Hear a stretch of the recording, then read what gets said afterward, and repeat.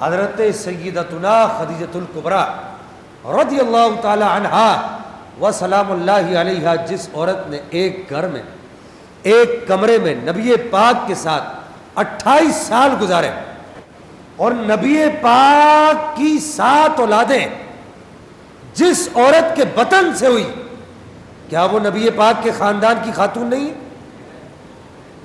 کیا وہ نبی پاک علیہ الصلوۃ والسلام کے خاندان میں داخل نہیں ہے؟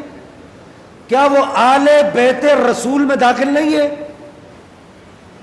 جس عورت کو دیکھ کر نبی پاک صلی اللہ تعالی علیہ وسلم اپنی لخت جگر، جس کے بارے میں کہے کہ یہ میری بدعہ ہے، فاطمہ تو بدعۃ منی، فاطمہ ٹکڑا ہے، میرے جسم کا ٹکڑا ہے، میرے دل کا ٹکڑا ہے، میری جان کا ٹکڑا ہے، ایسی خاتون کو جو سیدۃ النساء العالمین ہے، جو سیدۃ النساء الجنہ ہے،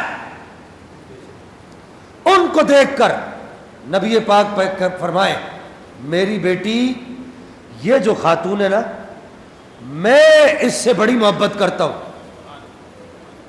مسئلے کو سمجھیے گا، نبی پاک فرمائے میری بیٹی میں اس سے بڑی محبت کرتا ہوں، یہ میری محبوبہ ہے۔ صرف یہ نہیں کہا کہ بیٹی یہ میری محبوبہ ہے، میں اسے محبوب رکھتا ہوں، تو بھی اسے محبوب رکھا کر۔ کون؟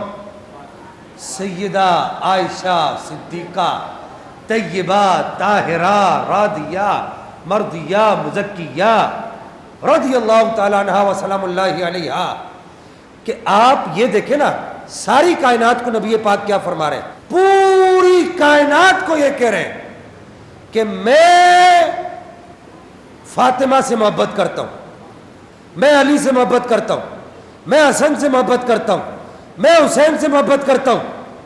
پوری کائنات کو نبی پاک یہ فرما رہے ہیں، لیکن سیدہ خاتون جنت کو کیا کہہ رہے ہیں؟